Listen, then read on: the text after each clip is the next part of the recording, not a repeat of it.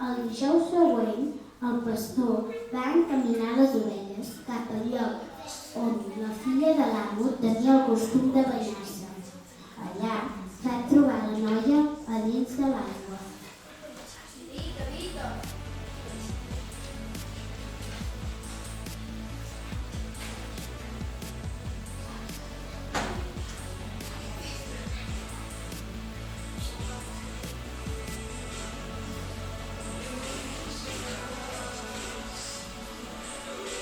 El pastor va deixar que les ovelles pasturessin tranquil·lament a l'herba fresca i tendra que hi havia a vora de l'aigua. Es va llevar la roba i va saltar dins l'aigua a fer companyia a la noia.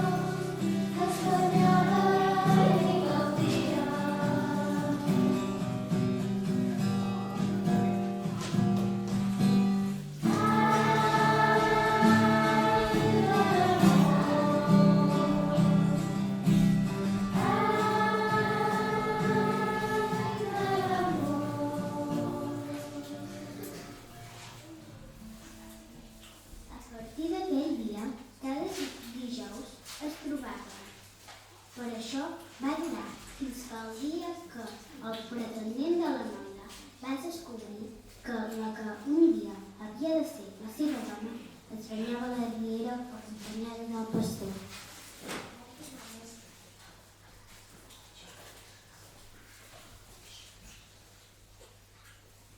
Oh no!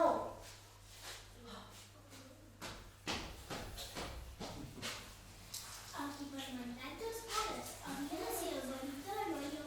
Després de veure la parella abraçada dintre de l'aigua, va anar a la casa de la noia i va explicar el que havia vist a les rieres.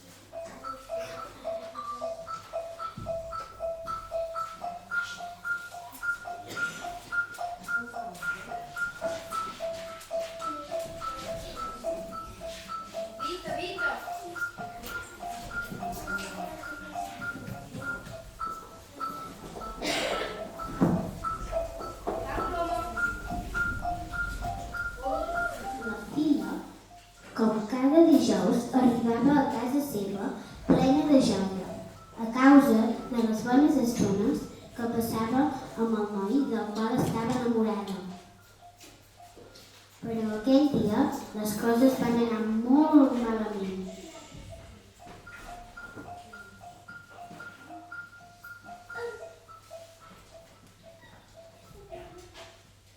Queda't a dins de casa i no et surtis fins que jo no et doni permís!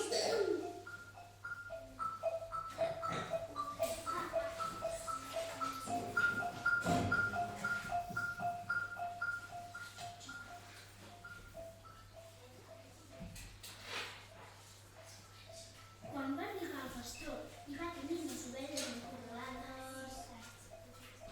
Fins demà, amor. Demà agafes el relat i el portes a pasturar a la finca que tinc a Perafita. I no et moguis de la finca fins que jo no et doni l'ordre. Si no ho compleixes, hauràs de buscar feina allunyant-nos. Sí, com vostè diu. El pastor va quedar molt sorprès perquè no sabia el que venia l'actitud de l'amo. Però el noi no altre remei que caure i anar a guardar el ramat de Perafita.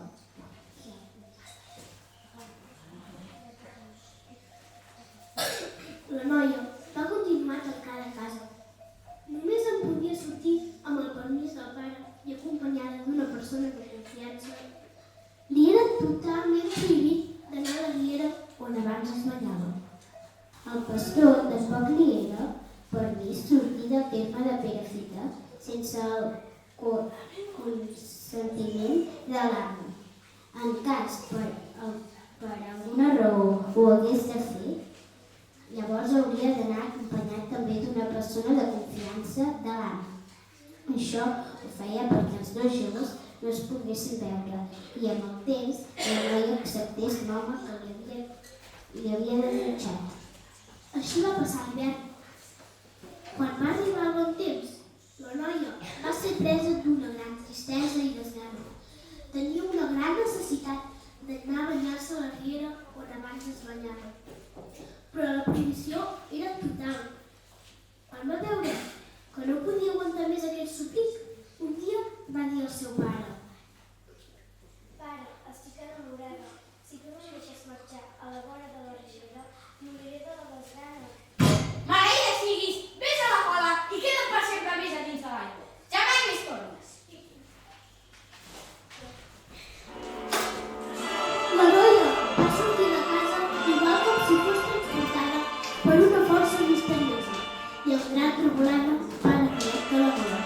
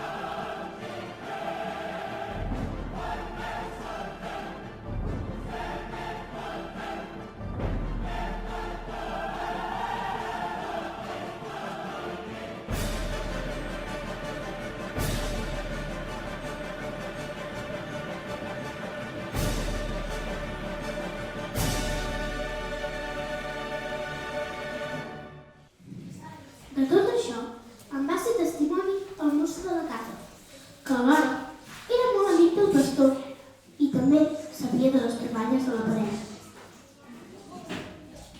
El mosso va anar a Perafita a portar la nova al pastor sobre la noia que ell estimava. Afanya't, la noia que estimes ha estat envoltada per una força estranya cap a dintre el bord. Com? Per què? Afanya't!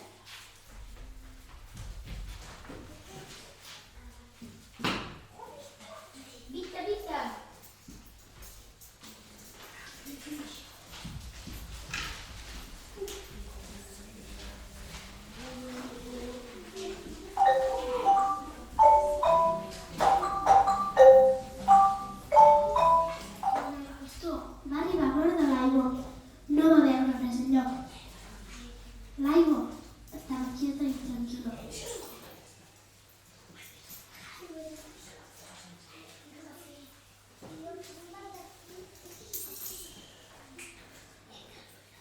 El pastor es va seure a porta sota la roca que hi ha al costat mateix de la riera on els dos havien passat bones estones.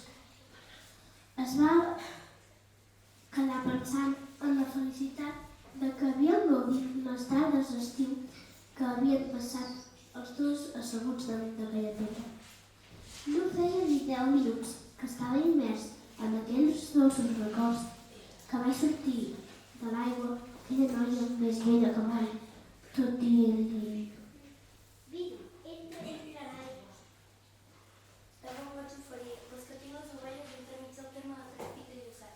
I si creuen el terme de Lluçà, que el teu pare ho sap, em quedaré sense feina, ja sap les seves ordres. El mal que em posarà mai més ningú em voldrà ajudar, sereu perdut. Per les ovelles del meu pare, no us preocupis. Mentre nosaltres estiguem dintre l'aigua, les ovelles del meu pare estaran restades en pedra. No els hi faltarà ni menjar ni beure. Mentre estudi la maledicció que em va fer el meu pare.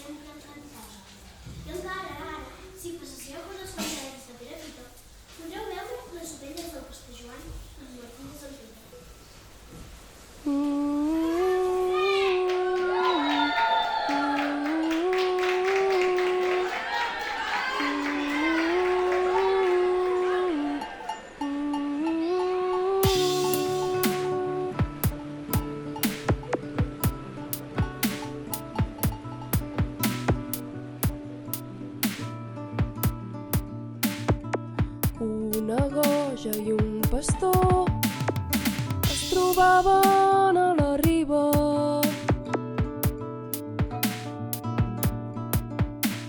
I els dos cada dijous es banyaven